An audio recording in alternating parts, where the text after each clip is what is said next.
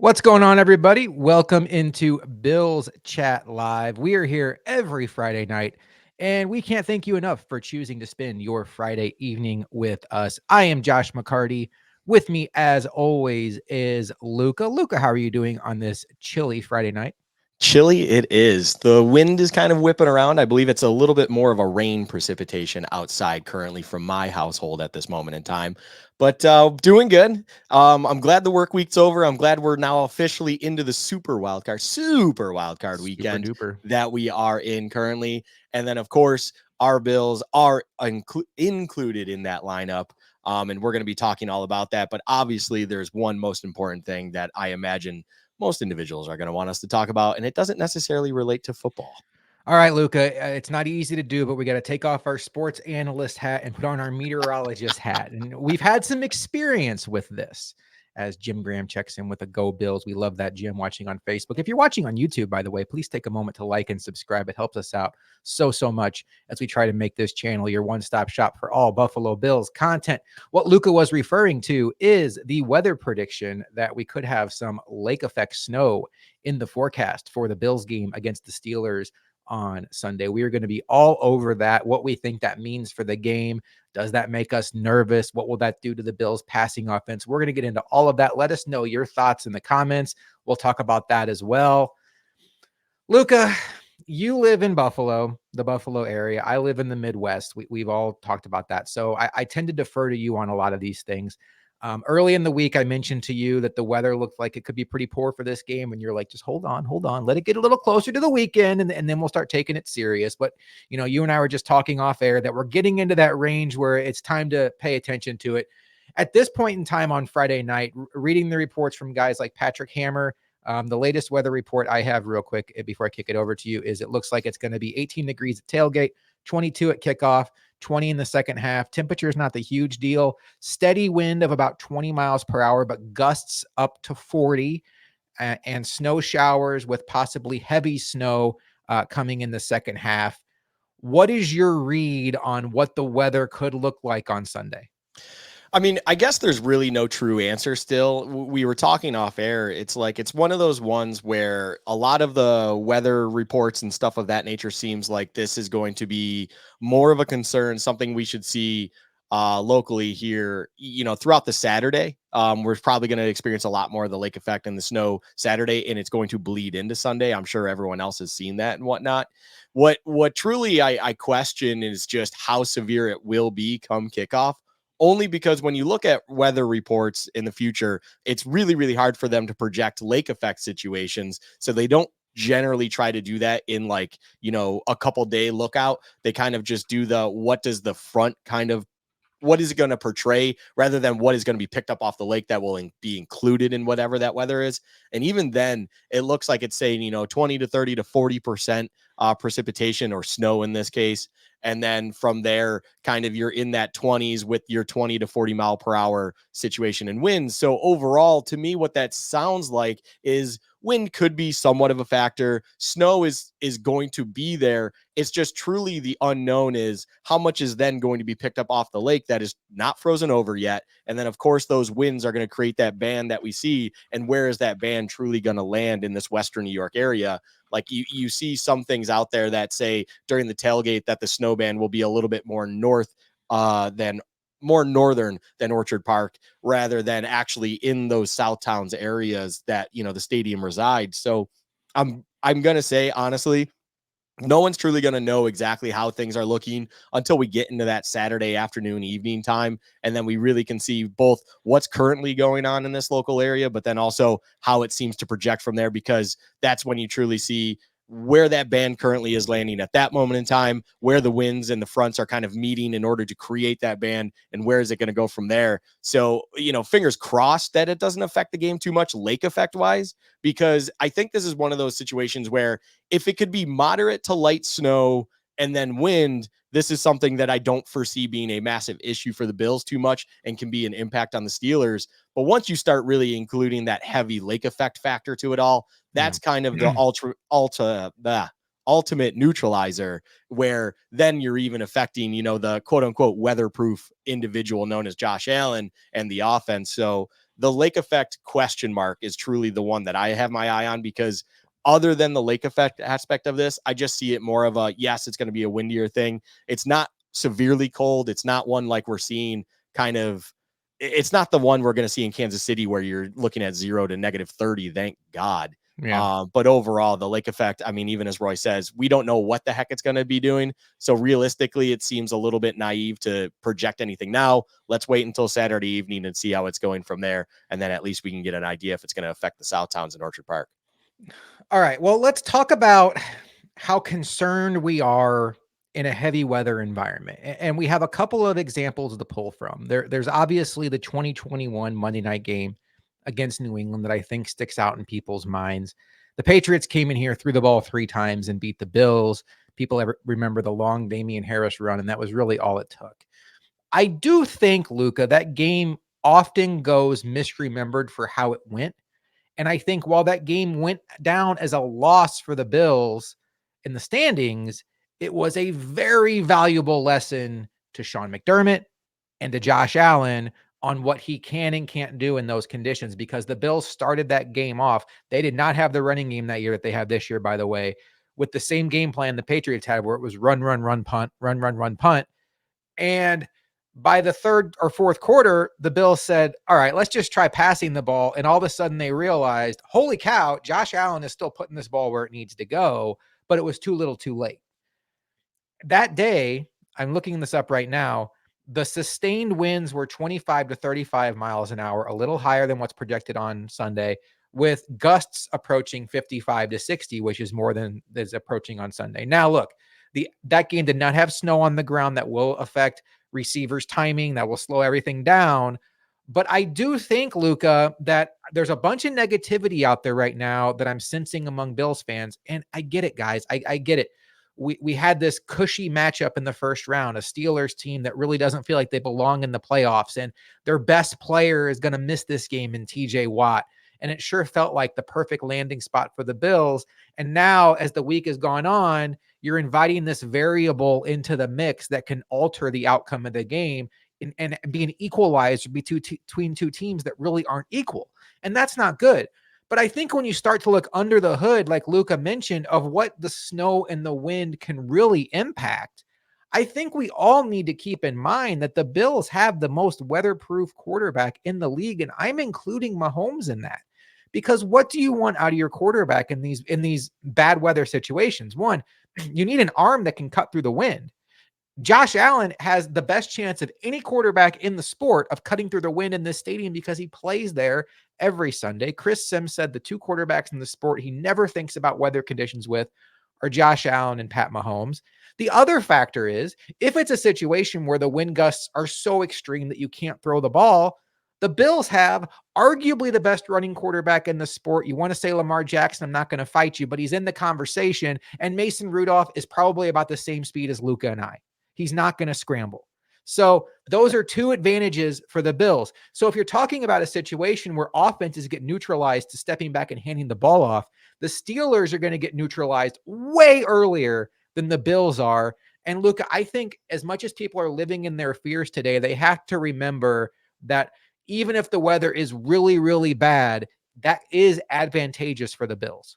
Yeah, it's almost like when you see a weather issue, when you see the weather concern, if it's going to be severe, there's something in you that wants to be negative about it, and almost in a way, you just want to see the downside in it. You just want to see things like that. But your kind of point brought up about the quarterbacks, and I even hinted at a weatherproof quarterback. It's just, no one's lake effect weatherproof, I will say that. But regardless of that, if you put that aside, if that isn't as major of a factor as we hope it shouldn't be, or could not be, or maybe won't be, and maybe will be. But regardless of lake effect, if it's just wind with a little bit of snow, Josh Allen's still going to be the guy who's getting the ball every down, and he's still an absolute beast with the ball in his hands. But then on top of it, as you pointed out, he can still cut through decent wind and everything like that because he has an unbelievable arm while still throwing it very, very precisely when it comes to kind of a tight spin. So you don't want a wobbler, you don't want a duck, you don't want a muffin that's kind of the point of the ball is going to be catching wind. You need it to be cutting through. Allen can do that with ease. Mahomes can do that with, as well. I think Sims's point being those two guys being weatherproof is very spot on. Mason Rudolph, it's one of those things where you look at the other side and it's just like, I don't know if he is an individual that could overcome any sort of severe weather whatsoever. You have to then go into that New England in the win game plan where you imagine, which they've had a lot of success of late on the ground anyways, they're just going to lean the hell into that. Mason Rudolph may throw it 10 times until kind of the game dictates it, essentially, if it ever gets to that point. And you got to like your chances at that point, because who would you rather have the ball in severe weather, Josh Allen or Mason Rudolph? Of course it's Josh Allen. So kind of where you think the weather could be a neutralizer, in the end run, it could change the game plan for both sides, but it still has its advantageous ways in favor of the Bills when it comes to severe weather game planning on offense in particular. And you just have to work around, if there is heavy snow, if there's the snow issue when it comes to footing, you just have to work on that timing. You have to work on the footing and situation that will be, but everyone's going to be dealing with that. That's an issue across the board. There's not one individual that won't be stepping on that field, regardless if they're wearing black and yellow or red, white, and blue. Like, everyone involved is going to be having footing issues if that is an issue itself. It's not like all of a sudden the Steelers just magically have a better set of spikes to deal with and handle that kind of situation compared to the Bills. You just hope that equipment staffs keep up on it and do their jobs to make sure footing can be neutralized as much as possible. But that is not something that should affect you when it comes to, well, this is worse for the Bills or better. There's only certain things you can kind of truly lean on in that regard that I think both you and I are getting at. And one of those being quarterback play, which is a very important thing. I think the Bills get the check mark and kind of the nod in getting that advantage if it were to be in severe weather. Mildred saying, hi, Josh and Luka. Good evening. Good evening, Mildred. We appreciate you hanging out with us tonight. Dakota likes the point you made. Talk to him, Luka. Yeah, talk to him, Luka. Let him know what's up. All right. So the tricky part with the Steelers that I have found out in doing research on them, and I'm sure you found it too, Luka, is it's so hard to trust the data that you're looking at, because a lot of times when we do these matchup previews, we're looking for trends and analysis and what do they do in certain situations. Well, offensively, the Steelers inserted a new quarterback 3 games ago. So everything that has numbers from prior to that is pretty much irrelevant because the offense changed. They also made an offensive coordinator change midseason, much like the Bills. And then defensively, their numbers are really impressive, but you have to take that with a grain of salt because they're missing arguably the best defensive player on the planet in TJ Watt. So it's really tough to project Steelers' weaknesses and strengths in this game. Plus you factor in the added variability of the win. But one thing I did find today, Luka, Mason Rudolph in his 3 starts, there was a game in Cincinnati, or a game at home against Cincinnati, a game in Seattle, and then there was a Week 18 game in Baltimore that was in a pouring down rain, but the wind was around 15 miles, 10 to 15 miles per hour sustained, so much less than what's being projected in this game. Through Mason Rudolph's first 2 starts, he went 290 yards, 274 yards, and he had 2 touchdowns. In his game that was just in the rain, he had 152 yards against the Ravens backups. And about those 152 yards, half of that came on a catch and run by Deontay Johnson, a short pass to Deontay Johnson that he housed. Excuse me, getting over a little cough here. And you don't want to take away those yards, but I think there was a clear difference in efficiency in that offense. And you saw 2 offenses last week in the Steelers and the Ravens backups that were very neutralized by the weather. And Luka, look, it's such a small sample size on Mason Rudolph, but I look at that and I look at someone like George Pickens, who had 300 yards in the first 2 games with Mason Rudolph. And you're like, man, this guy's on fire. 0 catches last week. So it could all mean nothing, but I think there is a real reason to think that this Steelers team, despite their tough and rugged reputation of being like the toughest team in the history of the sport because they're the nasty Pittsburgh Steelers, they dominated the 70s, Franco Harris, Jerome Bettis, there's a real reason to think that with this quarterback, with the way they've been playing offense, that they are certainly not going to be the best version of themselves. They could be out there playing left-handed while the Bills are just out there running their regular offense. Anything about those numbers stand out to you? Because I do want to ask you also if you think that there's a chance this game could be moved. Maybe if you want to bunch that into your answer too, and then we can kind of move on from like the weather hypotheticals.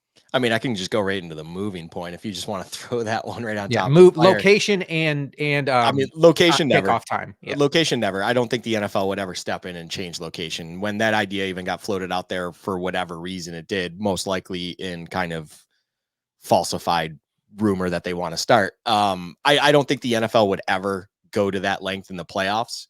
That's something that in the regular season you can somewhat understand due to severe things and you don't want to hold things up. In the playoffs, if push comes to shove, I think the most important thing is making sure that it's being played in the city of which it's supposed to be hosting. So then the idea of it being maybe pushed back a day is somewhat present, but I don't believe that would be something they would even entertain unless it's a true lockdown state of an emergency situation, come Sunday, where, you effectively can't be having individuals out there because it's endangering themselves to be out there. It doesn't seem to be that will be the case. The state of emergency we're currently in doesn't even have it that way come tomorrow for a lot of the different counties that it is affecting. So realistically, I don't see anything changing when it comes to kickoff time at this point, unless something severely changes from now until then. It's just going to be played at 1:00. It is what it is. Now back to the point about the Steelers and the numbers comparatively and everything that you brought up.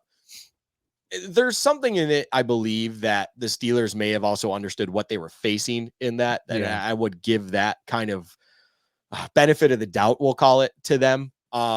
It's a good move coaching wise. It's a little bit of a gamble, but you truly understand that you're not playing a team's best. You can most likely win it with a singular strength of yours. And as long as you don't turn it over, you don't kind of hand the ball away, which if you're throwing it with Mason Rudolph in poor conditions, of course could happen due to whatever reason. They just wanted to simplify the game, keep it on the ground, keep the ball in control, get in, get out, take their win, and hopefully they made the playoffs, which then they did. So realistically, I think there's a little bit something there when it comes to painting a greater picture in relation to this game where you won't see as much flash and dash from Mason Rudolph in the air. I think George Pickens truly will only get production when it is ideal circumstances. You're able to actually throw it downfield of a somewhat consistent nature and shots are there to be had. I don't think you're going to find those with a Mason Rudolph led offense in a bad weather situation, whether it's rain like we saw in Baltimore or what it seems like it's going to be come Sunday here in Orchard Park. I just don't see a scenario where George Pickens is kind of that guy unless it's ideal that he can truly impact to the game, because realistically you have Deontay Johnson, who's a great run after the catch receiver in himself. So in the passing game, when you want to kind of do the higher percentage things in bad weather, you're going to try to get the ball more in his hands, or even a Calvin Austin III, and then also rely on Jalen Warren and Najee Harris in the backfield to do their thing. That should be, in their eyes, good enough to, control the situation, keep it high percentage, make sure they don't turn it over, things like that, where they know if they do turn the ball over in a game they're dogs in like this one, they can at least give themselves a chance. So overall, yes, the numbers may paint a little bit of a picture, but I do think there's kind of a few asterisks in there that it's like, I don't think that truly says what we could expect. But at the same time, we will truly see. And it's not like, it's hard to imagine that they would go right back to what we saw prior to the last week where they're, hey, Rudolph, we need you 300 plus in the air. Even if it was great conditions, I don't even think that would make sense when it comes to the Steelers' vantage point of how they could find a path to success in this game. If they find themselves in a shootout and they truly need Mason Rudolph throwing it 50 plus times, I don't think that's in the benefit or kind of an ideal situation for the Steelers. Their best kind of offense circles around those running backs, and that's truly what they need it to be. So that just wouldn't make sense in any scenario realistically altogether.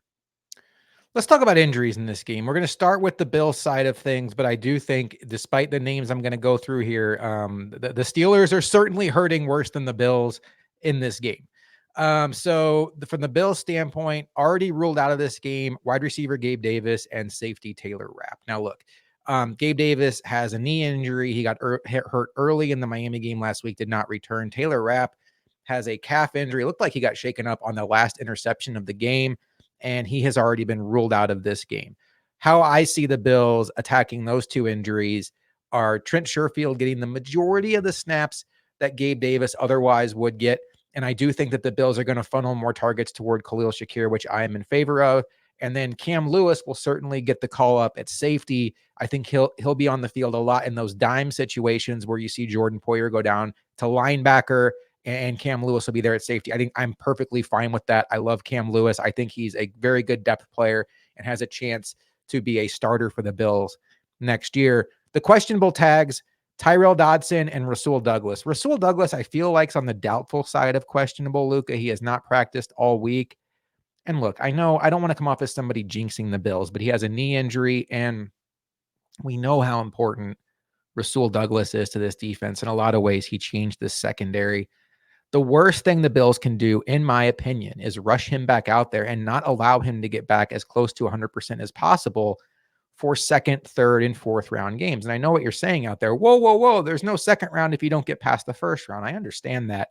One, the Bills are 10-point favorites in this game. Two, Dane Jackson is a solid, he's a luxury as a backup. He's a solid starter level backup that is going to be just fine. And three, we've already talked about it. You're talking about Mason Rudolph. You're talking about conditions that aren't going to be necessarily advantageous to throw. And if there's ever a spot that you can live without Rasul Douglas, it's probably this one. I think it makes sense to rest him. Kyer Elam would step into that primary backup role. And then you'd be looking at Benford and Dane Jackson as your starting corners. Tyrell Dodson, I think, has a chance to play. He got 2 limited practices in, and we saw last week Balin Spector was the preferred option to go in for him. I would not be surprised if Tyrell Dodson toughs it out. This is the exact kind of game that Tyrell Dodson can shine in. He's very good in run support. And then quickly, Ty Johnson has cleared concussion protocol, so he should be good to go. Got 3 limited practices in. Good for him. He's very important. I think he has a skill set that'll be important in this game because I do think catching and running the ball after the catch is going to be very important. Luka, anything I talked about with the Bills injuries, what stands out most to you? Do you have a strong opinion on sitting Rasul Douglas and the idea of saving him for more important games? Anything on the Bills injuries that sticks out to you? I'm not a sit in playoffs, regardless of the matchup kind of individual. It's not to say that I would be very cautious with the Rasul situation. I think being that you're in the matchup in the situation that you currently are, you have kind of bought yourself that luxury. It is an optimal situation. If we found ourselves going back to Miami this week, or in the crazy scenario that we tied and then we ended up in Kansas City this week, I could have seen it where he probably pushed through it. Maybe like if something changed. Of course, the report came out that he was saying that he could or wanted to get back out there. But then, of course, Dane Jackson came over there and said, I got you. I'll be fine. We've all heard that whole situation. I don't know if that truly is the case. If Rasul actually would have been able to go in, that could be just him and being the competitor that he is. He wanted to get back out there, of course, understanding the importance of the game. But overall, if he didn't get any practice in altogether this week, that alone just kind of track record of this regime, track record of a McDermott team, that to me paints the picture that he will not be active come game day. And that tells me that the injury is severe enough where you need to be at, like, let's say, to put a percentage on it, say you need to be at 85% to even be kind of viable to play come game day. If he was there, I would think that they would at least make him active and then maybe rotate him in and out based on situations or whatever it is, packages, so on and so forth. That would be what I feel is ideal. But if he's not practicing all week, that tells me he's probably under that benchmark, whatever that might be. And it wouldn't be a surprise if he's inactive. If that's them being overly cautious, so be it.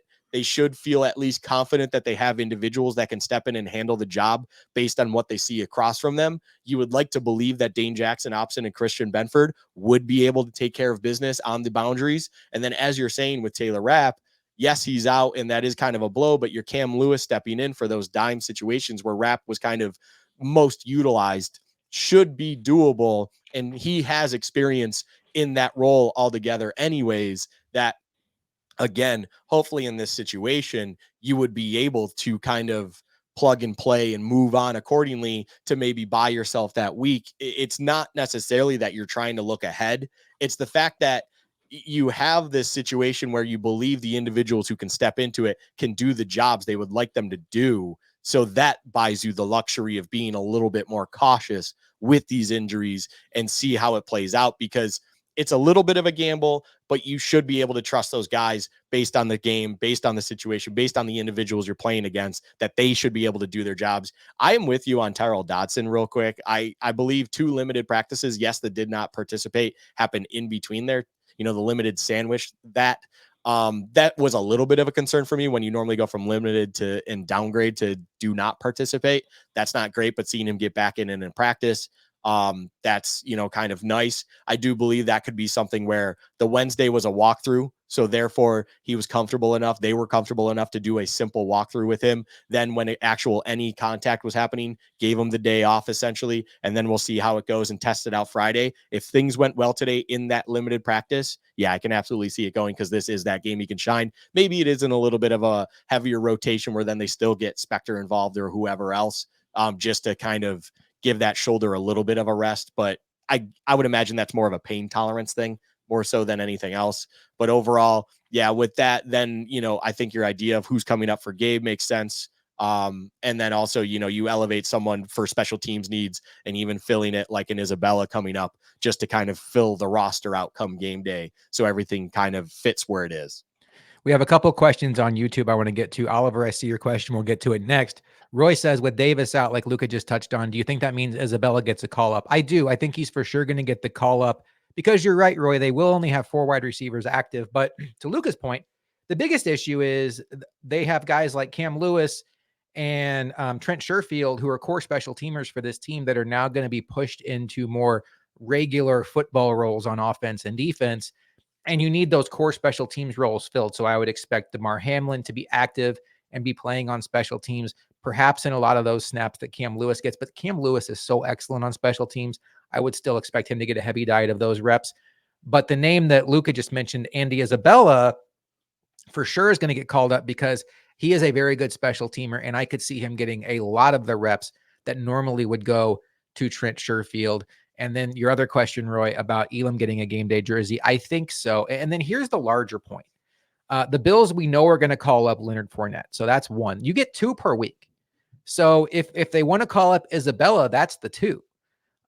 If they wanted to say call up AJ Klein, who they added to the roster on Thursday, that means they could either not call up Fournette or Isabella, or they have to add one of them to the active roster. So there's some roster gymnastics that are needed there, where, maybe you even look at a situation like, okay, Von Miller, maybe we need to shut you down, use that roster spot for someone like Leonard Fournette. So some things for Brandon Beane to figure out. If Ty Johnson is a go, I think there's a chance you could see the Bills waive Latavius Murray, promote Leonard Fournette to the active roster, and then assume that they could get Latavius Murray back on their practice squad. And if they don't, so be it. He's not going to be active for this game anyway, but they have some roster gymnastics to go through, I think, and some injuries that are going to call for that. This is the wrong one. I apologize. Oliver, why is no one concerned about our run game? We couldn't run against the Dolphins, and they had most of their D-line out injured. Oliver, that's a good call out. I will tell you, I did not come away from that Dolphins game worried about the Bills' run game. And I hear what you're saying about the defensive line injuries, Bradley Chubb being out. Obviously, Van Ginkel went out as the game went on. But when I think of Bradley Chubb and Jalen Phillips and Van Ginkel, I think of how they impact the passing game. And then you factor in the fact that Howard was out and they had Eli Apple playing cornerback, along with Kohu, who has not had a good year, and Javon Holland, who was not a fully healthy version of himself. The Bills attacked the Dolphins in a way that I wanted them to, which was through the air, and they were slicing and dicing the Dolphins. Josh Allen threw the ball 38 times. James Cook had 13 rushes. So I think the lack of production in the running game was just as much about what the Bills were trying to get done in that game, where if you look at the Dallas Cowboys game, obviously, I'm cherry picking a little bit because that's their best running game of the year. When teams run the ball more, they get into the rhythm, and that's where you see a back like Cook break off the long run. So if the Bills have to go to that, I'm confident they'll be able to do so. Luka, did you have the same read as I did on the Dolphins game, where the Bills really, if you were going to attack that Dolphins defense, it was going to be through the air? And the missed pass to Diggs and some of the boneheaded interceptions, Josh Allen conceivably could have had 450 yards last week. Yeah, it's game script. It's just game plan and game script. That's the feel of the game, the script going into the game, the planning going into the game, all dictated itself kind of to lean more so in the air, just due to the nature of what the Dolphins kind of presented them both on the field and then with health concerns that wasn't there. And as the injuries were even coming up, the ironic part of this question, or what just feels like the ironic part, is the individuals that then they were calling upon to fill those roles and fill, like, for Van Ginkel's position and everything, were more known as their run stopping presence, and they're not their pass kind of rush guys. They're not the individuals that they want to get into the backfield to sack the passer. Essentially, they were asking them to do that at that point in time because they were just out of bodies, and individuals that are more there to just set edges, stay in their lanes, contain their gaps, everything of that nature, were now being asked to run downfield and do things that they're not normally asked to do. So therefore, the game just continued to show itself in a way where they needed to pass. Therefore, the Bills were just continuously attacking it that way. So I'm not necessarily concerned about the run game just because of that game and how it all worked out. I think that's just that's just the case of that's what the game called for, and the Bills just continued to press it in that way. And yes, you are cherry picking a little bit, of course, when it comes to a rushing example to take the Cowboys, but it's the same kind of answer. The Cowboys game presented itself in a way where they felt in order to neutralize such an unbelievable pass rush, they needed to attack them physically and run downhill at them. And then all of a sudden, as the game was playing out, they realized they were finding great success in that ground game, especially with a couple of plays that they just continuously called in that were being executed perfectly and finding great success. So why not just keep running it down their throat with those plays? And next thing you know, we had this great successful run day with James Cook and everything on the ground. So it's to answer, or to flip the question on its head a little bit, I think the Bills just do a great job, not necessarily with scripting and game planning, but there is now this feel of the game, understanding how the game flow is going, and then truly what needs to be adjusted to by the offense to then kind of excel and attack the way they need to. They figured that out because early on in the season, maybe not at the beginning of the season when they were just blowing everyone out, but when the struggles and the issues were coming, and I'm not even necessarily saying this is a Dorsey conversation, but just overall, the team itself felt like it didn't necessarily know how to sense and feel the game and understand what it needed to do as the game was progressing. And after things have happened, all of a sudden, it seems like late down the stretch, they have had a much better understanding, whether that's McDermott, whether that's, Joe Brady up top. It's a collective, I imagine, of the entire team, both sides of the ball as well. They have kind of felt games out a lot better. That's why you have found later success by this team in games, because they are figuring out just the best way to attack on both sides of the ball. Yeah, 100%. All right, Luka, we put out a Twitter question earlier asking for some interaction from some folks. The Bills could be in trouble this week if fill in the blank. And I think this is a good way for us to kind of go through our notes on the Steelers, because a lot of these concerns people have are going to touch on some of the things we wanted to talk about, which includes the TJ Watt injury. And we got some really good responses. Let us know in chat if you have a finish to this sentence. The Bills could be in trouble this week if. And the first one, Luka, I know is going to be near and dear to your heart, as I got to pull it up. It's from Bills SoCal. They don't wear the right cleats. I know they got straight up outplayed last year by the Bengals in the playoffs, but they also look like they were playing on skates. For those of you that are familiar with our Bills Chat podcast, we do a post-game show, audio and video, that comes out on Mondays. And we have a game ball and a game check award winner. And the game check is basically the least valuable player, the person who should turn in their game check. Last year, after the Bengals game, as bad as it was, Luka gave the game check award to the equipment manager because it was unbelievably unacceptable that the home team was not prepared with their equipment. So, Luka, I will let you handle Bill's SoCal's opinion here. I still feel burnt by it. I scarred. It's unbelievable how bad that was. Yeah, you need everyone to be ready and prepared for game day. That is not just players on the field. That is not just coaches. That is all the equipment staff. That's all the sideline staff. There are so many people that are involved in the success of a team. It is not just strictly, head coach, coordinators, and players on the field. There's a lot more that goes into it, and I'm sure others understand that. But essentially, you need the equipment managers to understand. I mean, the technology in kind of that cleat boot game these days is phenomenal, and you essentially have the ability to ratchet off spikes, put on whatever is necessary. Now, I will say this, being that this is the one disadvantage of having an artificial playing surface, I do believe that plays into this a little bit, where they don't want to have too heavily of spiked cleats and everything of that nature, because that could also be a detriment, not only to the player themselves, naturally, because they could get caught in certain ways, but then also to the field itself, which all of a sudden you destroy this field and you have a future problem on hand. Not that money is necessarily an issue in the NFL. It's just, if you got to turn around in a week, getting a new field may be a problem if major damage is done. That's an extreme situation. If there is snow on the field, you got to have some pretty crazy spikes in situations in order to damage a field underneath it. But overall, the equipment staff needs to be prepared. Like, everyone needs to be prepared. You cannot be caught off guard based on field conditions. And last year, it definitely felt that way. But in the same regard, this is hopefully, I would imagine this is a lesson learned. It's kind of the situation where I'm getting the vibe of with the state of emergency thing, to tie it into the weather situation here, Josh. Last year, when we had that crazy storm that clearly this area was not prepared for, we did not have the ability to clear out what it was. It was a crazy storm, so I'm not exactly putting anyone at fault, but the preparation was not there. I think this is kind of that. We're going to make sure that never happens again, regardless of how this actually turns out. So we're putting a state of emergency out there. We have the preparedness. We have tons of people out there already getting the roads prepped and everything of that nature. We're making sure that failure does not happen again. I would hope that that kind of same philosophy is going on with the equipment staff and with all personnel inside One Bills Drive, in case it is truly a bad footing game and whatnot when it comes to weather.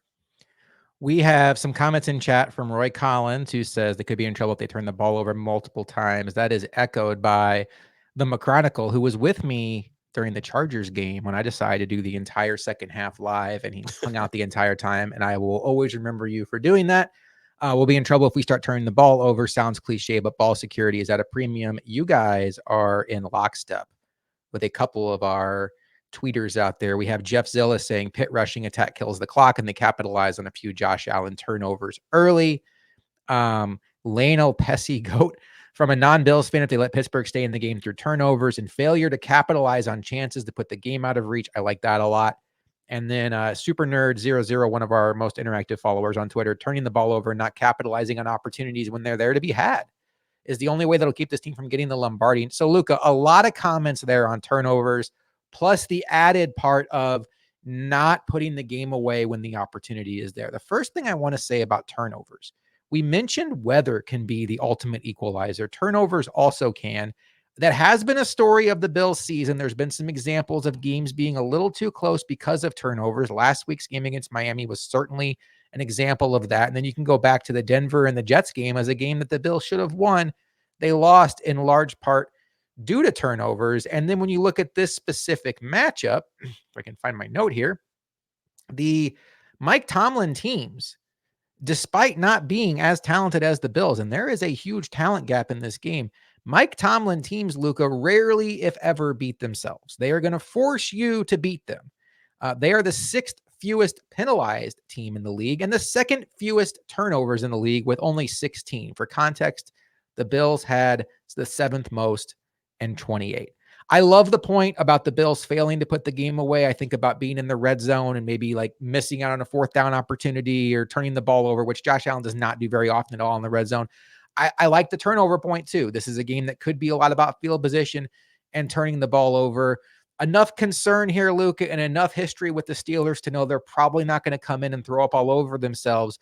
This, to me, was the first thing that popped into my brain outside of weather just completely neutralizing this entire game. It's turnovers. If we get the out of control Josh Allen and it's a close game or the Bills are behind in the fourth quarter, that's already a loss, even if the Bills haven't lost the game because they've made it much harder than it needs to be. Yeah, it's just don't beat yourself. This is a game where it's funny. If the Bills can go into this game, and I'm not saying in a conservative philosophy way, but kind of understanding that they truly should be able to get through this game, even if they don't have their A+. I'm not saying that they shouldn't be kind of ready to go. Of course, everyone needs to be ready to go. You can't go into a playoff game with your D game, your C game. But I'm saying they're not playing the Ravens. They're not playing someone that you would feel truly that one turnover could literally make or break the entire game. But that is the one thing that can help a team like the Steelers, who truly don't beat themselves. I will say the second fewest turnover stat to me, I agree that it's a lot of coaching and stuff. It's hard to turn over the ball when you barely throw over the middle of the field. I will say that is a major thing. And especially when it was the Kenny Pickett led offense, that never happened. It was actually insane. If you looked at some of the throw charts, like throws were exclusively only happening outside the numbers unless it was within 3 yards of the line of scrimmage, basically, and then it would go over the middle. But at that point, you're probably designing something to kind of be a check down, drag across the middle, whatever it might be. Shout out Frozen Josh. That's the one for me and you. But overall, it's just one of those things where I think the Steelers not turning the ball over is, yes, they don't beat themselves, but they do it almost where they go over the top trying not to. But for the Bills, they just cannot hand great field position to the Steelers. I don't even want to say they can't turn the ball over, because of course they can't turn the ball over, but I'm going to say this. This is that one game where when the Josh Allen punt interception happens, and I say when, because it will probably happen unless the weather is so severe that he doesn't Peterson snagging that. I mean, you just can see it happening. It's going to happen. Yeah. That is not one that will even remotely upset me. It's like, okay, they now are pinned on their 20 or whatever the situation may be. It's like, now they have to drive the length of the field to get points. And it's just one of those situations where if Allen sees an opportunity that he deems it to be worth taking and it just doesn't work out and it's down the field in double coverage, whatever it is, if the play dictated it and he does turn it over, so be it. That is not what I would even call any remotely close to a net negative in this particular game, because you like your chances going up against the Steelers offense that they shouldn't be able to drive, let's say 50 plus yards in order to get into scoring opportunity on you. So overall, those are the ones. It's just, you cannot turn it over early in your own end, early on drives, where then you actually not only are giving them scoring and optimal field position, but then on top of it, that just affects the momentum of the game. And of course, in the playoffs, it's just amplified, and the pressure of it just becomes more and greater than what it is. And I think last year's Miami wildcard game kind of painted a beautiful picture where even if you start out foot on the gas and you go out explosive and it's plays everywhere and you do really well, all of a sudden 1-2 things can happen, little moments can happen, and the playoff game all of a sudden flips itself on its head, and a lesser team like a Skylar Thompson led Miami team can find themselves back in it, and you just cannot find yourself in that situation because a well-coached team is there on the other side. Mike Tomlin will fully understand how to do whatever it is he needs to do to make this game ugly, to make this game close, and therefore you just cannot give them that life. You can't give them that breath. So yeah, it's the obvious answer, but the answer makes so much sense that it has to be said almost in its own right. So there's no reason to not love that, Josh. I'm with you on it. Let me expand on that a little bit and make people feel a little bit better, because I just said, the Steelers don't turn the ball over. Only 16 on the season, where the Bills are one of the 7 worst teams at turning the ball over. There is kind of a new age analytical way of thinking. And for those that don't know, Luka and I try our best to hear both sides of the argument. Analytics, coach's gut, which, it's kind of a condescending way of talking about people that don't subscribe to analytics. And Luka and I try to, hear both sides, get our opinion. There is a new analytical way of thinking that turnovers aren't as devastating as we've built them up to be. One example certainly is what Luka just pointed out, which is the arm punt by Josh Allen. It was 4th and 2. He actually bought the Bills 20 yards of field position. Luka, there is a school of thought that as the NFL progresses into this more high-powered offensive league, defensive rules are favoring offenses. Teams are out there with 4 or 5 wide receivers that can all play. The best players coming out of the draft, for the most part, are offensive skill position players these days. That punts start to be looked at as turnovers. And if you think about a situation where it's 4th and 1 on your opponent's 40 and you punt the ball, it's not considered a turnover. But if Josh Allen from the 40-yard line throws a 10-yard pass and it's intercepted, it's a turnover. The difference in field position is basically 10 yards. But one team gets credit for punting the end result is the same. The other team now has possession of the ball. So before I get into this larger point I want to make, Luka, do you believe, and this is just kind of a quick answer, do you believe that punts are kind of like turnovers and should be viewed as such, especially in those situations where as a fan you're watching the game thinking they should go for it here? Yeah, the short answer to this is how a drive ends, context matters. That's Yeah. how it truly comes down to it. Because yes, a punt can be looked at depending on the lens as a turnover, or it could be something that, fortunately saved field position, whatever it might be, depending on where that occurred. Same for that turnover, wherever the context is, whatever has happened that then resulted in that outcome, that matters. And if it's a net positive, neutral, or net negative play, that is truly what matters. There is a large assortment of analysts right now that are really buying into this. People we respect. Dan Orlovsky did a great job on ESPN this week ironing out, because they're saying you can't win a Super Bowl with a quarterback that turns the ball over. And he pointed out the year the Rams won it, Stafford was in the top of the league in turnovers. The year the Bucks won it, Tom Brady was in the top of the league in turnovers. Mahomes last year was in the top of the league in turnovers.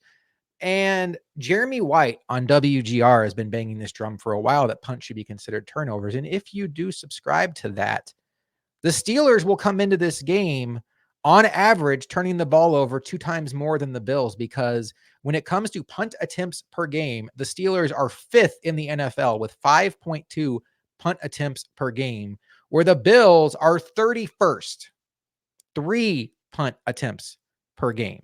Now, look, you're on your own 10-yard line. It's 4th and 10. Nobody wants you to go for it unless you're just an insane person. But we're talking about those neutral situations, those midfield situations where it's 4th and 2. We see Sean McDermott, for whatever reason, gets characterized as this conservative defensive coach when everything about his coaching history tells you he's on the aggressive side. And there will be situations in this game on Sunday where Mike Tomlin punts in situations where you're sitting there like, really? You didn't go for it, dude? And I think that has to be baked into this entire conversation. If you're going to punt the ball in situations where you could justify going for it, I think you have to be held as accountable as somebody that turns the ball over. And Dan Orlovsky's larger point was Mahomes, Stafford, Brady, Costa's in chat saying Eli Manning. The reason why you're okay with it is because think about those times that Eli Manning threw it up to Plaxico Burress, the times that Mahomes put it in harm's way, but Tyreek Hill or Travis Kelce came down with it. And, Tom Brady, Mike Evans, Josh Allen, Stephon Diggs, Josh Allen, Dalton Kincaid. You have to take the good with the bad. And I think we focused way too much this season on the bad with Josh Allen. One last comment here on this game could go south if Braden Dwyer, BDWR8434. Our defense gives up big run plays. We can handle them running out all over us. It'll be hard with our weather conditions if we let up a 50-yard rushing touchdown. I understand what Braden's saying here. It's not the 4 yards per carry or 5 yards per carry, or, if the Steelers finish this game with 150 rushing yards, but they only have like 220 total yards, like you'll live with that. It's the 50-yard touchdown cheap run that Damian Harris got on the Monday night game that flipped that game on its side. And I'm with Braden on this. The Bills cannot be the team that gives up the explosive runs. That would probably be more Warren than Harris. But in this game, Luka, that's going to largely be field position, that's probably going to be lower scoring as we get into our predictions. You don't want to be the team that gives up a cheap explosive play. And if you go back to the Steelers game last week in the weather, it was through the air, but it was a 10-yard pass to Deontay Johnson that ends up going to a 72-yard house call. And that's the kind of play that can be the ultimate equalizer.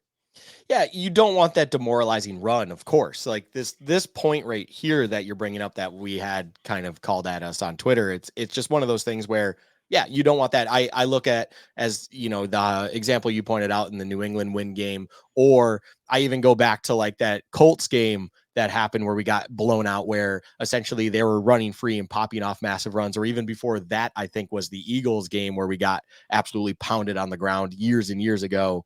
It's still, I believe, in McDermott era, but just feels like forever ago at this point.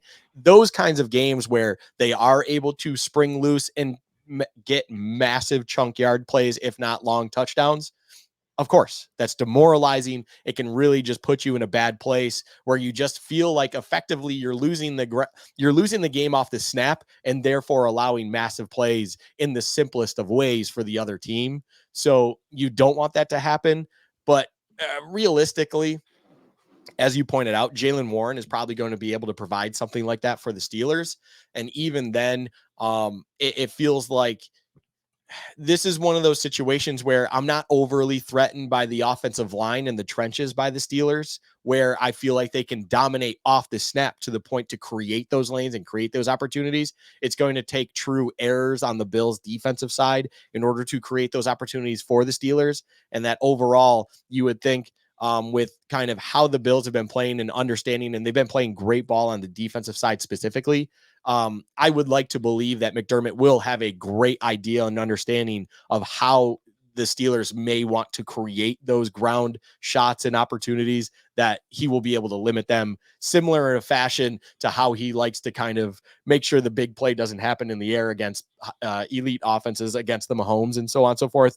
I think he's going to flip it a little bit philosophy-wise on its head and ultimately look at how he can neutralize those big ground plays, because that is truly, I do like the shout out though. If the Steelers are able to pop one or two of those off and they can get very confident in that world, that is a scary situation, because then that just adds a little bit of juice to that ground game that they're already going to have to lean on to be successful.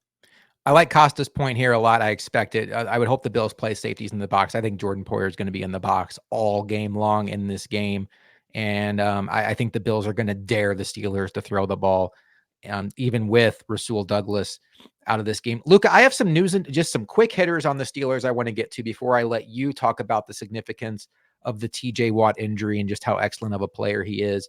Just some quick thoughts I have on this game as I lost my screen here, and then you were down for a second. And I was freaking out. Okay, just some random thoughts here. One, Steelers haven't won a playoff game in 7 years. That's kind of odd for a team that you think of as being one of the perennial powerhouses in this sport. But it's been a while. Ben Roethlisberger was not that good of a quarterback at the end of his career. Najee Harris, the former first-round pick running back, has had kind of a disappointing career, but the last 3 games since Mason Rudolph has taken over had 312 yards and 4 touchdowns, playing by far the best football of his pro career. George Pickens, who Costa just mentioned, in the 2 good weather games that Mason Rudolph played, had 326 yards and 2 touchdowns in those games before being blanked in the bad weather game against Baltimore. So you can kind of spin that however you want to. And I was trying to look for some data on how the Steelers do against rushing quarterbacks. There weren't a lot of examples of them playing rushing quarterbacks this year. Lamar Jackson had 45 yards against them. Kyler Murray had 20. The last 2 times the Bills have played them in the regular season, Josh Allen had 44 and 42. I would expect Josh Allen to be running quite a bit on Sunday. And then another injury note before I do the TJ Watt thing. Damontae Kazee, not an injury, a suspension, is back from that 3-game suspension from his hit on Michael Pittman. And that gives the Steelers some much needed depth in their secondary, because Minkah Fitzpatrick is also back. One of Luka's favorite players, Patrick Peterson, has been playing safety for the Steelers the last few weeks and done a really nice job. I think that will give the Steelers the flexibility to put Peterson back at cornerback, get Levi Wallace off the field. And that's probably a smart move, putting him opposite Joey Porter Jr., who is having an outstanding rookie career. Only 1 touchdown allowed, 53 targets, 65.9 passer rating. The NFL overthought it again on a player that was obviously good. But, it is what it is. We see it every year on draft day. Luka, we talked a lot about Bills injuries, but no injury in this game is bigger than TJ Watt. How special of a player is TJ Watt, and how impactful can this be on the Steelers defense? It's everything. I mean, the Steelers, I don't remember the exact stat. I know it's joked around a lot about, on the McAfee show and other things where they're Steeler fans on programs. The Steelers without TJ Watt, I'm pretty sure in the past 2 seasons are like 1-10, something like that, when he is not on the field. He is just everything to that team. He's everything to the defense. And so, you have, even in our notes here, the Steelers have 47 sacks on the season, which puts them just outside the top 10. They're tied for 11th on the year when it comes to team sacks. TJ Watt has 19 of those alone. He has numerous multi-sack games. He is a true game wrecker. Everyone, even the most casual of fan, I would imagine, watching this game on Sunday understands who TJ Watt is, the impact he has, and everything of that nature. He is an absolute beast. And him not being there for this team is just such a massive hole for both the defense, but then the team overall, where even in game, watching the overall point and the overall impact that TJ Watt has, when you watch a Steelers game where he is in there, things could be going absolutely awry for the offense, but they're just holding on. They're within striking distance. They're, down 4, up 3, whatever it is. And late in a game, it's not even if, it's when TJ Watt truly gets that strip sack, that key sack, whatever it is. He has that thing in him that he will take over at the absolute opportune moment and kind of either seal the deal or get the ball back for that team to then have that great opportunity late to then go win it. So for him to not be there, yes, they have Highsmith, who's been very good opposite of him. And then Marcus Golden, another guy that I am very familiar with myself, who is a very good edge presence in his own right. Those are very good players that I think can play second fiddle to an all-pro guy opposite of them. I'm not even saying necessarily that they're going to be useless, but where they've found their absolute success, Marcus Golden is opposite of a Chandler Jones. Highsmith is having a great year opposite of TJ Watt. Like, those guys find their success opposite of a superstar, an all-pro, and that's where they can be most impactful, just due to the nature of course, everything's highlighting this one guy. So now they just get true one-on-ones opposite that. The weakness, quote unquote, of blocking, whatever it might be, is just going to be shifted over to that individual. And then it's on them to kind of beat their man one-on-one, whatever the situation might be. So it's just TJ Watt is everything, where then now I think when Josh Allen's lining up and he's kind of assessing things pre-snap, he is very, very, very thankful that number 90 is not on the other side. He is not having to look for him like he's a Mike and make sure he points him out every single play, so that everything and everyone understands where number 90 is at all times. And you can now just focus on it like it is a defensive unit as whole. And it's going to be a massive impact when it comes to playing against the Steelers. Yeah, 19 sacks is just crazy. It's Insane. wild. I mean, I was looking at his stats today. He is an impressive individual. Costa wants to know, what's your outlook on Kincaid with Kazi and Minka back? Well, I think when you compound the Gabe Davis injury, who was second on this team in targets, 91 target, or Kincaid was second on the team with targets, 91. Davis was third. So those are going to go somewhere. And then you look statistically, the Steelers are bottom 10 in the league. And that, when I say bottom 10, I mean 10 worst when it comes to reception production to tight ends, touchdowns getting with the tight ends. They don't cover the tight ends great. And, Njoku's good. Mark Andrews has missed a lot of the season. So it's not like you're talking about the fact that they had to go against George Kittle every week. So I think those numbers are pretty true. I think there's a chance for Kincaid to really shine in this game. I would not be surprised if the Bills come out in more 12 personnel with Davis down. I think that could be a good counter for them. If it is a quick passing game, I think that would also be Kincaid. But Luka, I think the move in this game could also be Shakir. I think he's a guy that has been lining up in the slot, living in the slot. And, it's not like the Steelers have a huge weakness in the slot. I just had Sullivan's stats up here, Chandon Sullivan. He has a quarterback rating against of 84.4, which isn't terrible. Last year for the Vikings, 107.8. He gave up 858 yards last year and playing almost 900 slot snaps for the Vikings. Different scheme. He's had a better year in Pittsburgh, but I do think that's a guy that can be had, whether you decide to move Stephon Diggs into the slot or take advantage of Shakir. If the Bills are willing to throw the ball, if the weather lets it, and then I do think Shakir has a chance also in 2 wide receiver sets to get some of those Gabe Davis stats or snaps, because I think he has that flexibility. I think Shakir is the guy that probably most benefits from Gabe Davis being gone, but I would not be stunned, Luka, if Kincaid or even Knox has a big game against this defense. The 12 personnel shout out, it's a good one. It's one of those ones where, especially depending on how weather, as you pointed out, is going to dictate this game, you want to kind of tighten, we'll call the looks, tighten the game, make sure things are easier to see, are visible. You're not going to be playing as much of a boundary game depending on what that weather situation truly is. Yes, we talked about how Allen can be somewhat weatherproof in his own right, But regardless, with Davis out, with certain situations going on, and then the actual kind of what the defense will be presenting them, it's easy to understand why you would look at this game and go, okay, Kincaid and Shakir, I'm with you on that one. It's similar to like the Miami game when it comes to a game plan going into it, where there should be avenues to attack with those individuals in this game. There should be something there. It's not that Minka Fitzpatrick is a bad player or Kazi as a whole is a bad player. It's just evidence shows that their ability to stop tight ends, especially pass catching tight ends, is not there. It's not the greatest. And there should be opportunities had when it comes to an individual that is seen. Yes, he's had occasional drop issues, but it's not something where I would think even it's going to even be in the mind of Josh Allen. And overall, you would think reliable hands in Kincaid. Shakir is obviously really rising to the occasion of late, especially. It's one of those things where, yeah, it's definite. And then I'll even give it here where it's like, you're not even mentioning Diggs. It's unusual. Diggs is Diggs. He will still be there. He will still do his thing. It's the reason for not mentioning Diggs is it's almost like one of those things where it's not an afterthought due to insult or anything of that nature. You will get Diggs looks. There will be those things. You saw it in Miami last week. You've been seeing it in those key games, like in the Kansas City game, where you need to just make sure Diggs is involved. He is an individual who will get the ball in his hands. We're just looking at it outside of that obvious, we'll call it, avenue where they will be getting the ball to. So I can see a successful world for Kincaid and Shakir.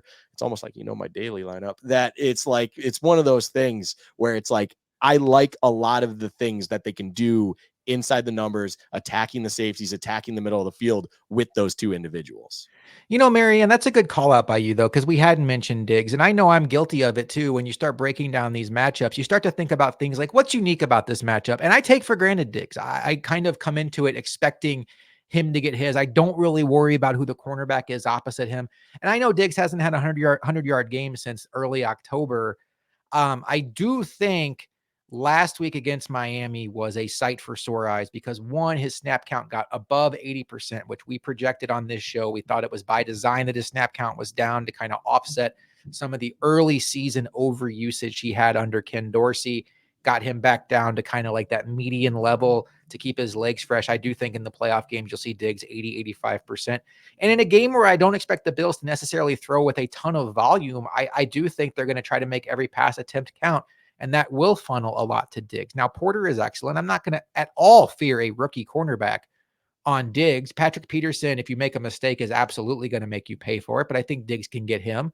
And I would not be surprised at all if Luka and I on the postgame show are talking about Stephon Diggs as the reason why the Bills won this game. But that's a great call out by you. And I'm glad you mentioned it. And James even mentioned it as well in chat. All right, Luka. Well, let's get into our predictions for this game. Let us know in chat. Do you think the Bills are going to win Super Wild Card Weekend? The Bills are undefeated on Super Wild Card Weekend, 3 in a row. Kind of unfair that the Bills have been the 2 seed now twice in the last 3 years. And the last 3 years are the first 3 years that the 2 seed has not gotten a bye. So maybe the Bills will be the 1 seed eventually.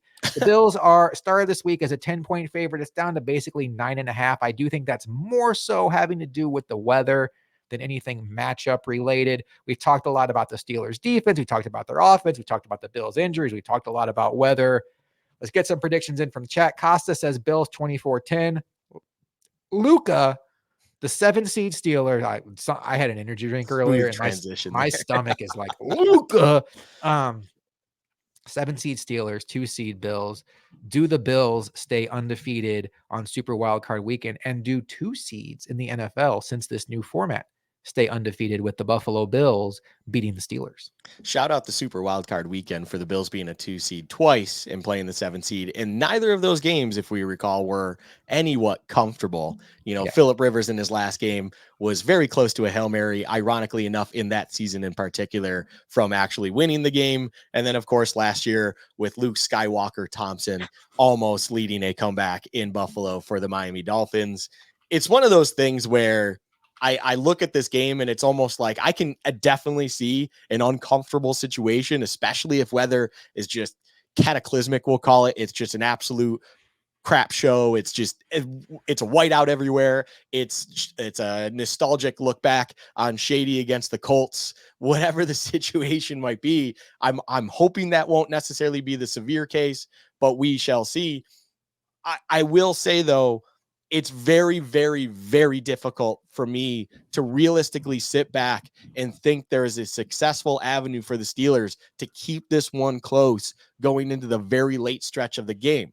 What I will say as a caveat for that, I told you off air, and I just the thought and idea cannot get out of my head. The one thing and the one place that we have seen a little bit of a struggle from the Bills is early on in games in those scripted moments and kind of where teams can game plan going into it, how they want to attack early to try to start out on the front foot, especially offensively. It does seem like we win coin tosses a decent amount. I'm going to go under the assumption we win the coin toss in this one, in this scenario. If that world happens, I can see something very similar to like the Raiders game early on. Obviously, weather was not a factor in that game, but just game script wise, where the Steelers do find a little bit of success. They figured out something on film that they planned for, and they attack the Bills to methodically move down the field, end up in a touchdown. The Bills then cannot respond, but then all of a sudden a turnover happens, the Bills score, and it feels like at that point in time, the game is flipped back for the Bills, and you're not looking back at that point on, and the Bills somewhat win comfortably. That idea of this game being similar to something like that is just something I have not been able to get out of my head all week. So therefore, my prediction for this game is just going to be, it might not be as high scoring for the Bills' sake as that Raiders game was, but ultimately I see something like a 27-13 Bills win. That's just where my head goes. It's just ultimately what I see. Maybe even something like 27-17, where a late Steelers touchdown kind of puts it at that 10 spot. And if you're a betting person with this spread, you're going to really hate that depending on what side you're on, since it did move to 9.5. But overall, that's just one of those things where I cannot get that idea of my head, so I'm just going to leave it where it is. I'm going to go ahead with the score prediction of 27-17. I think that is just what I've had early on, and it seems to have just felt right regardless of the weather situation and everything involved. All right, so Luka has the Bills winning. Will I follow suit? I will.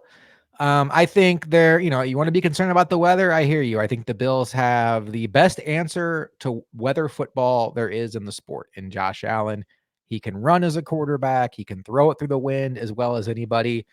If the passing game is neutralized, he will be the last quarterback in the league to be neutralized. Guys like Mason Rudolph will be affected far before someone like Josh Allen. So if the weather gets to the point where both quarterbacks are neutralized, that's unfortunate, but they still have his legs they can account for, which is a counterpunch the Steelers. I do think James Cook is going to be a big story in this game. Playoff Lenny. You don't get nicknamed Playoff Lenny for coming up small in playoff games. I think he's somebody to keep an eye on in this game. I expect the Steelers to try to blitz the Bills in early passing down situations. And I do think Leonard Fournette's ability to block is going to be important. Ty Johnson is somebody I think could factor into the offense. We mentioned Kincaid, Shakir, Diggs. I am going to have a weird score here, but the reasoning is this. I think this could be the kind of game where both teams feel better about going for two than kicking extra points in wind and bad conditions. I'm going to take the Bills 25-11. And that's basically, what did I have here? 22 points. So that's a touchdown with two touchdowns with a 2-point conversion made, one touchdown with a 2-point conversion missed, and somehow, some way, Tyler Bass puts a field goal through at some point in time and impresses us all, and maybe like right before halftime. And then I think the Steelers also get a field goal at some point and get a touchdown with a 2-point conversion. I do think the Steelers' running game is going to be effective. I do expect Mason Rudolph to potentially make some plays early in this game. Luka likes to talk a lot about the script. The Bills have not been great in the scripted situations. If the weather allows for it, I think you could see a situation where the Steelers get some short passes, but the Steelers are kind of a kill you by paper cut team. And good luck putting together those long drives. I don't expect the Steelers to put up a lot of points in this game. As far as the Bills go, nothing cheap, nothing deep. Don't give up the big play to George Pickens. Don't give up the long run to Najee Harris or Jalen Warren. Don't give up the blocked punt that we saw 2 years ago on opening day. Make the Steelers come in here and beat you. Don't kill yourself with penalties. Don't kill yourself with turnovers. And I think that the Bills are the decisively better team. And I will also tell you this. There's a lot of concern about the Bills playing down to opponents. And there's a lot of concern about, do the Bills get lazy in certain games? I think I have a pretty good feel on this team. I think this Bills team is well aware of the egg they laid last year in the playoffs. And we all spent the entire offseason coming up with excuses. They were tired. They were worn out from the DeMar Hamlin situation. They were worn out from traveling multiple times in bad weather situations. They were worn out from an early bye. And I think the fact that this game is in bad weather conditions and they spent all offseason having to hear people like Eli Apple talk about how soft they were in those conditions. I have a feeling, and I didn't predict it. I predicted 25-11. I think there is a chance that the Bills come out and just blow the doors off the Steelers and take out a year's worth of frustration and put the absolute stamp on this game of, we are here, we are ready to fight, and you better recognize who we are.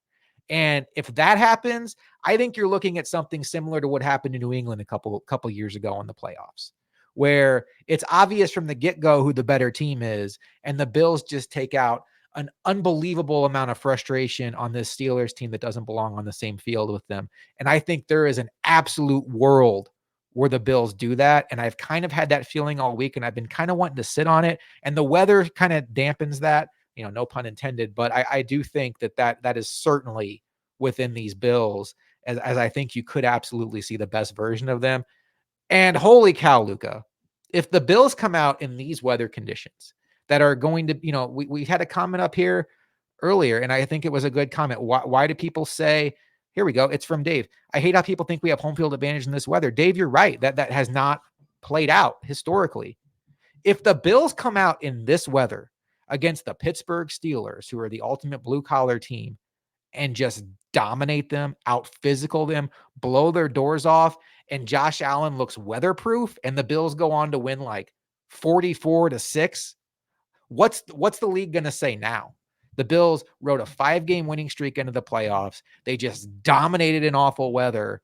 They are going to become the betting favorite to win the entire thing. I think that's within the realistic outcomes of this game. It's not my prediction.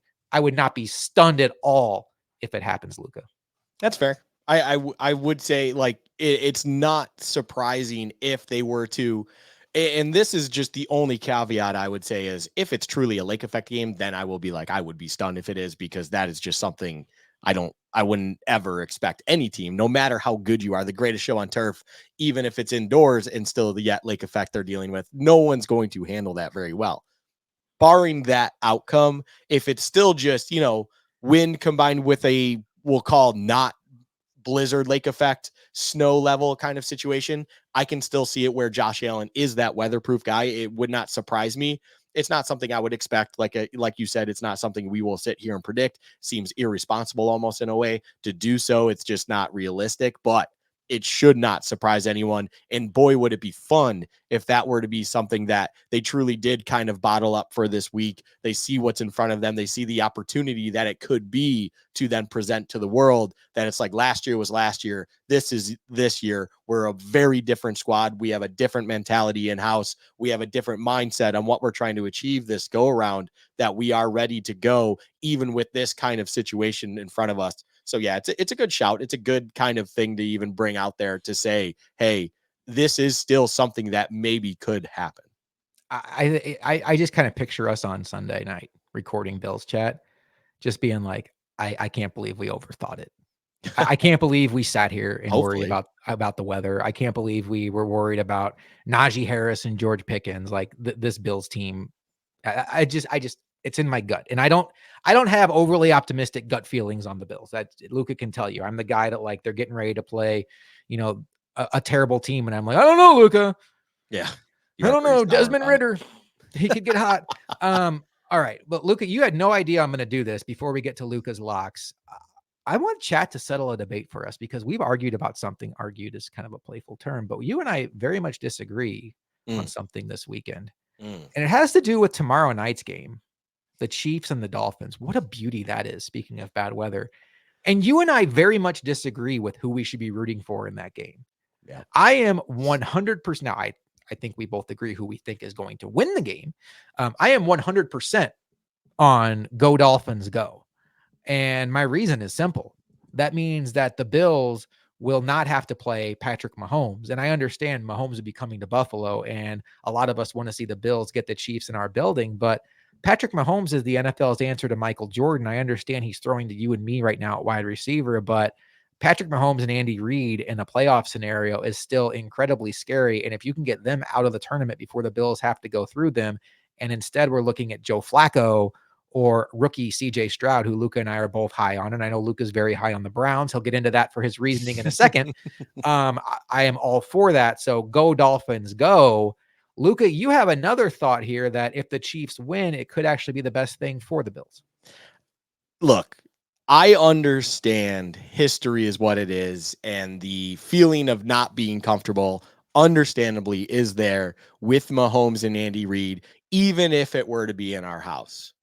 The bottom line is this: there is an opportunity to be had right now where I think the example about with the Chiefs is quite there, where I think even an individual like Sims, I want to say Sims said this, but I know I've heard it around other people that, of course, are in that business and whatnot, that say it's like in that Dolphins game, can you realistically say right now with what you've seen for the length of this season that Chiefs team, if punched in the mouth early by the Dolphins, could recover, could come back, when they couldn't even do so against the likes of Aiden O'Connell and the Raiders, who refused to pass the ball in the entire second half?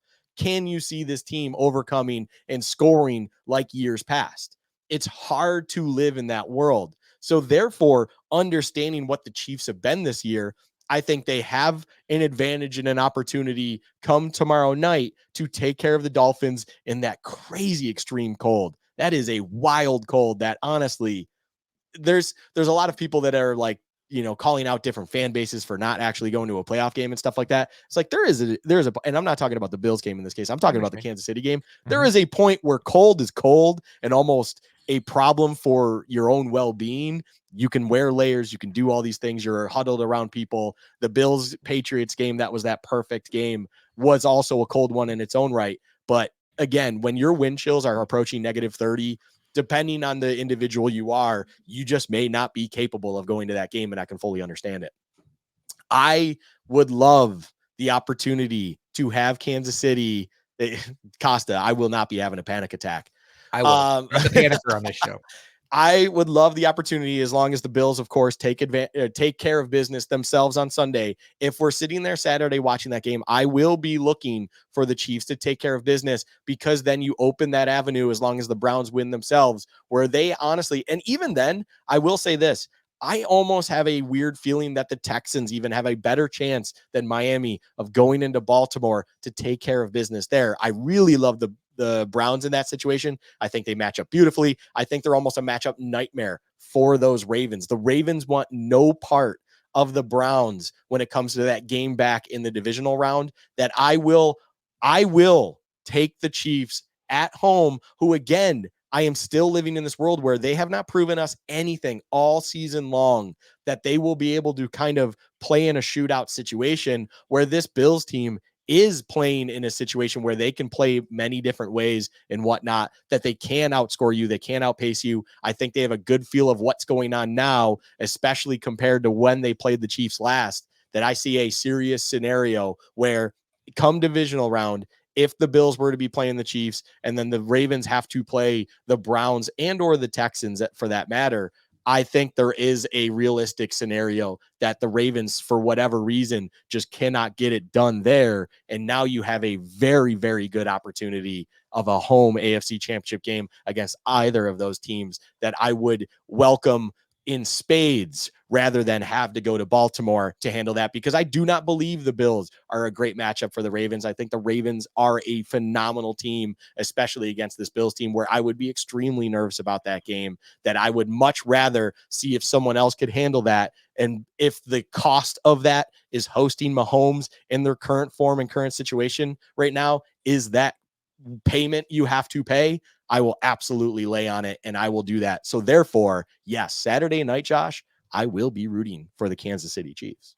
Mildred asks, are we playing this Sunday? So far, yes. Luka and I both believe this game will go on as scheduled.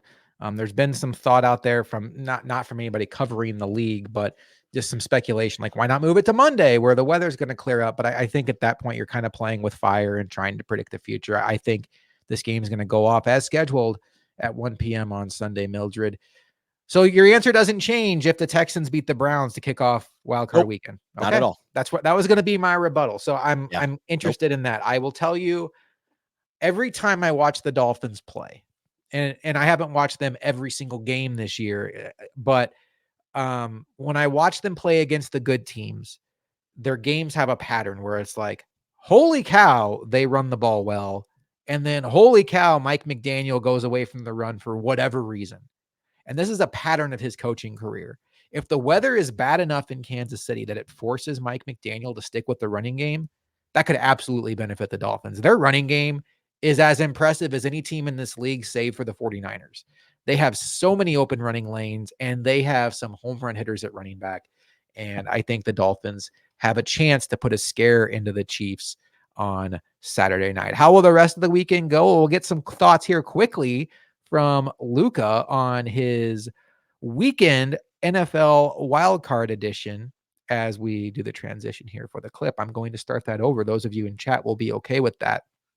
Let's take a look now at the wildcard edition of Luka's locks. And Luka, I see you reset the record. It's playoffs, Josh. We don't talk about what happened in the regular season. This is playoffs. It's a brand new season. So therefore it's a brand new record. We're all undefeated in the playoffs. So we're going to go down here. And a game, Luka, we just talked about. The Miami Dolphins at the Kansas City Chiefs. This is going to be a perfect game to sit back in your nice warm house, maybe make some chili, order some pizza, get some hot cocoa, hot apple cider, whatever your thing is, stay warm and watch this game and stress-free, because Sunday will be the similar situation, the direct opposite of stress-free. I understand why people who don't have rooting interests like these kind of games. It just stinks when it's your team. But Luka, you have a particular lean in this game that you think is worth putting some dollars on. And what is that? Yeah, this is one of those games where, we just talked about it. I do have rooting interest in the Chiefs. I do think the Chiefs can take care of this. Miami is just not a team that I like in this situation, just due to weather situations. And even then, I hear your point about, they must lean in the run game on this point. There is something deep, deep in McDaniel where I just will not believe that he will actually do such a thing. I will say that.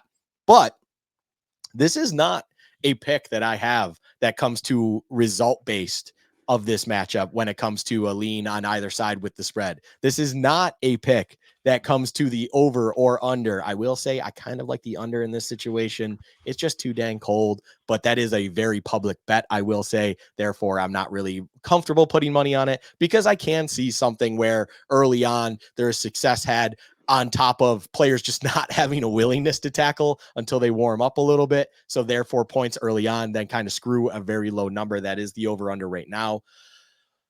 My bet for this is one where there's a funny way to look at this one, and then there's a more realistic way to look at it. The realistic way to look at it as it's playoff time.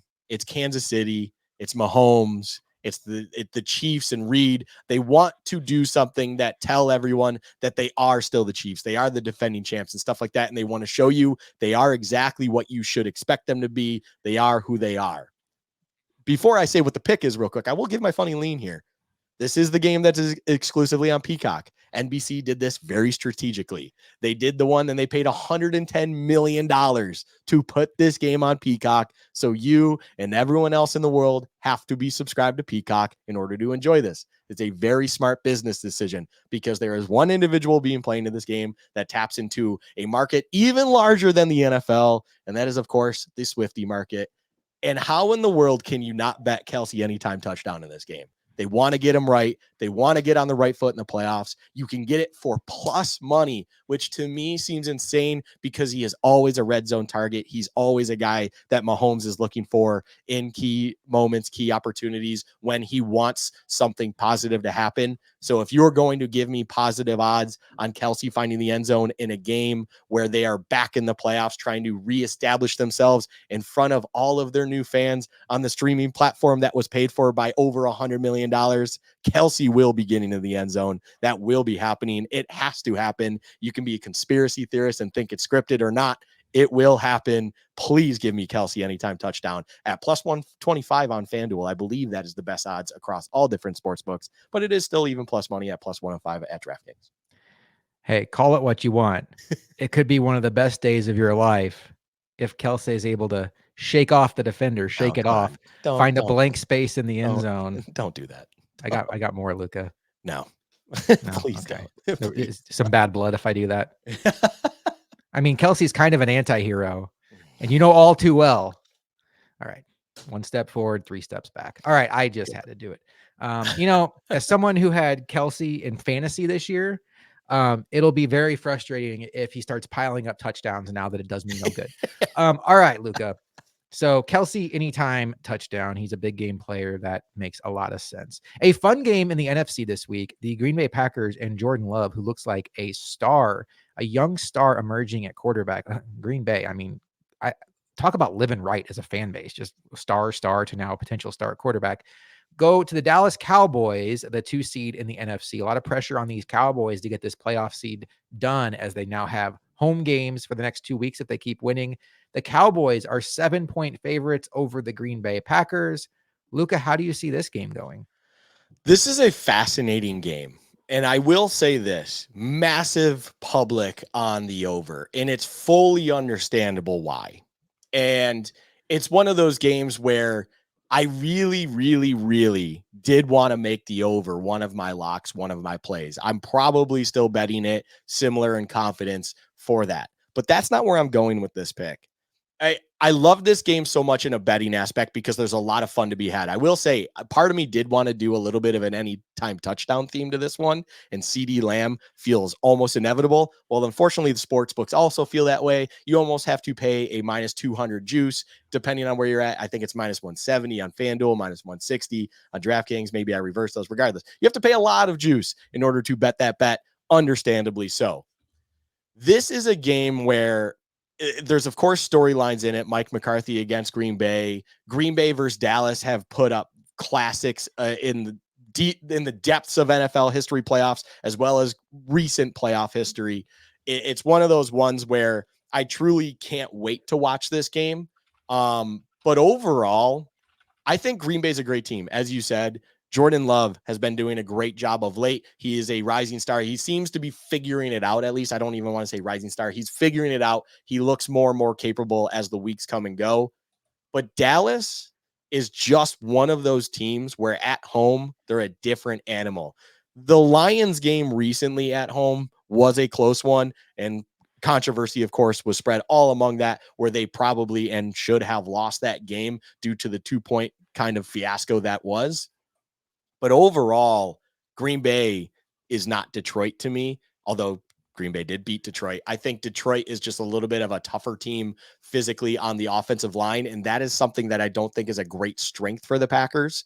And I think the Cowboys just can overwhelm them with speed and edge presence and things like that, where they're going to kind of get Jordan Love and everyone on that Packers offense out of rhythm, where you can kind of see this game being a close one by halftime, but as the game progresses, that's where the Cowboys start pulling away. Dak has been very impressive this year overall, things like that. He's been smart with the football. I think McCarthy's actually been surprising, the most surprising in my eyes.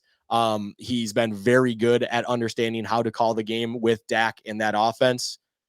Now it dropped from 7.5 to 7. I will happily take Cowboys minus 7 at home. I just think that pick is, it fits so well with my love of the over and everything like that, where it's so easy to see this game where I could be sweating it going into the mid-third, but eventually Dallas will find their way. Micah Parsons could find a sack that gives them opportune kind of field position, and they start pulling away late to inevitably cover. So give me the Dallas Cowboys minus 7 against the Packers.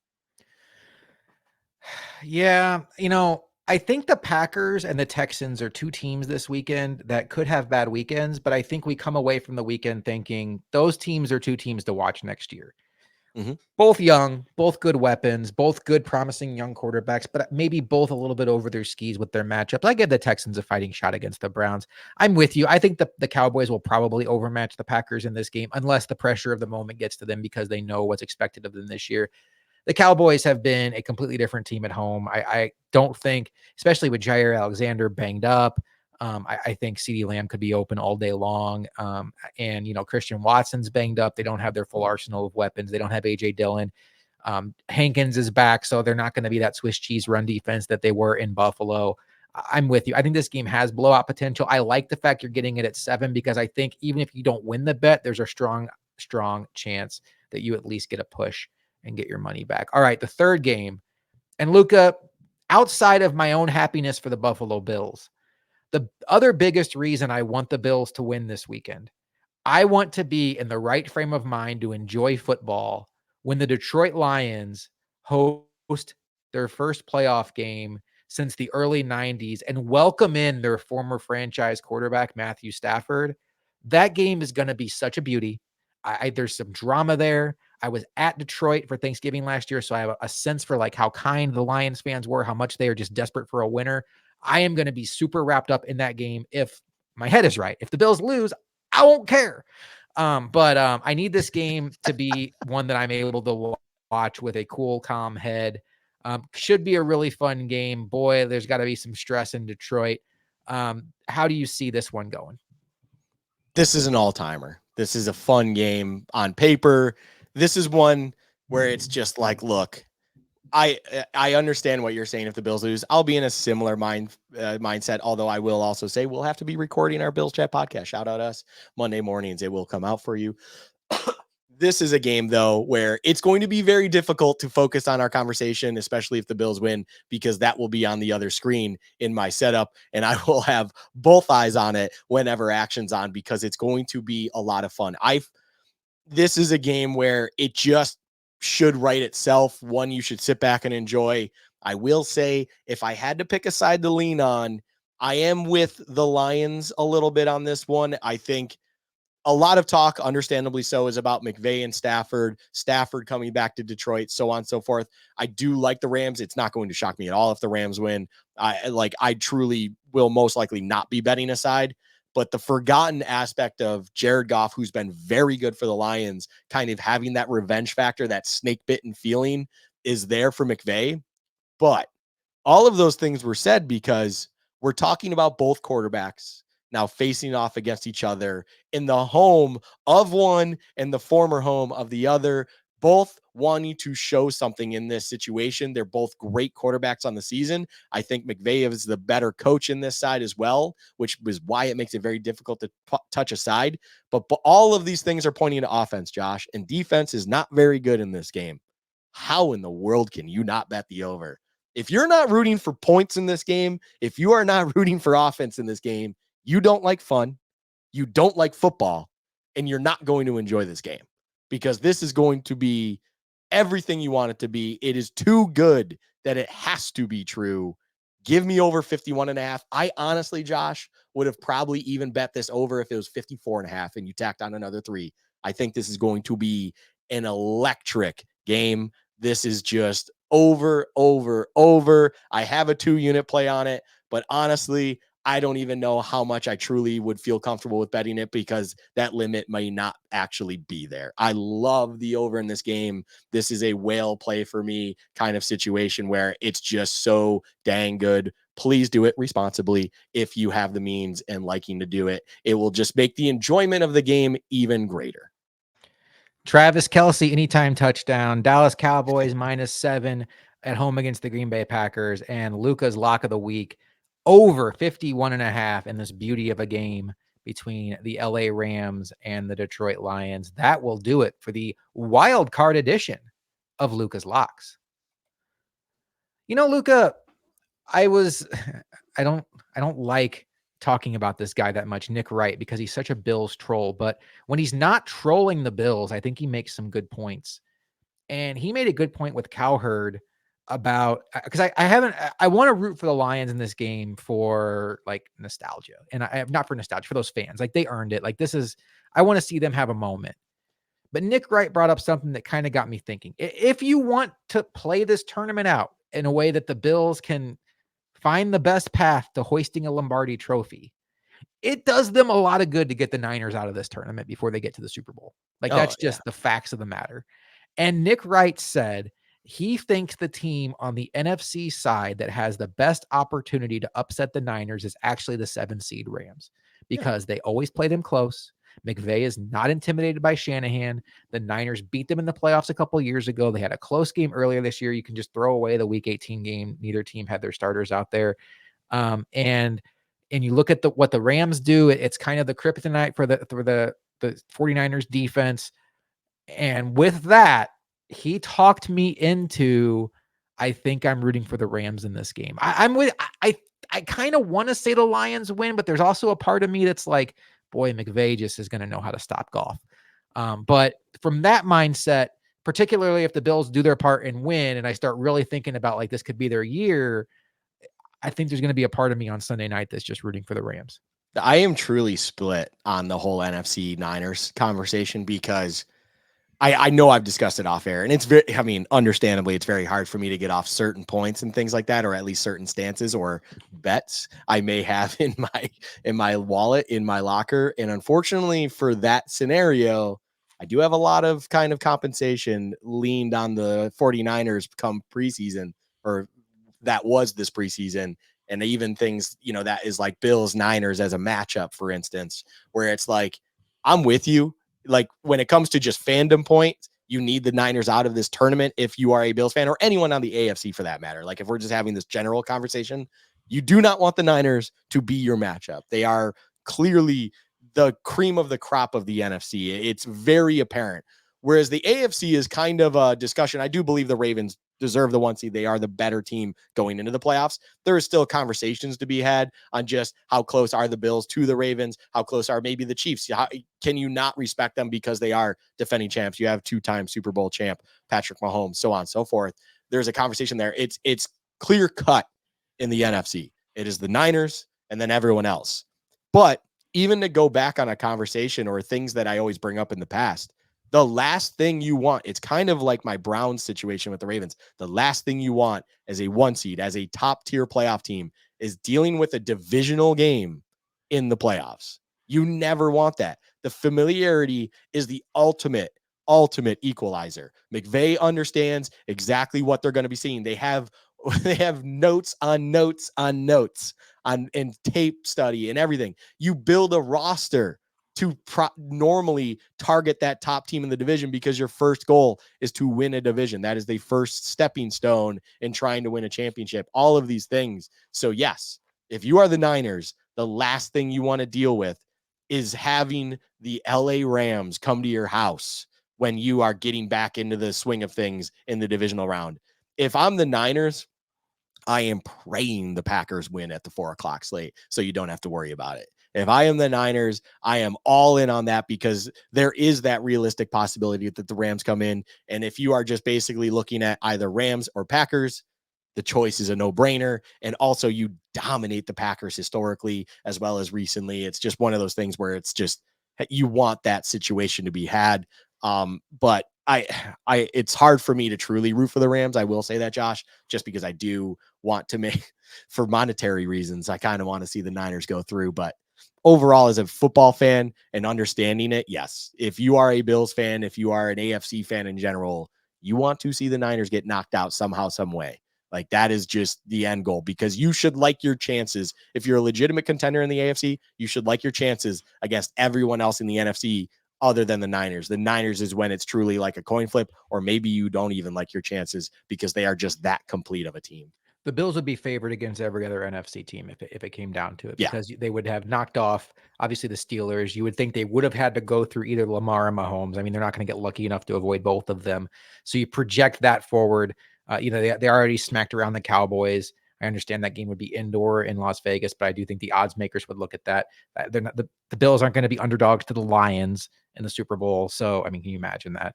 Wow. So I think that I think the Niners would be favored over the Bills. Otherwise, I think the Bills would be favored, and that's exciting to think about. It all starts this weekend, kicks off with 2 AFC games tomorrow.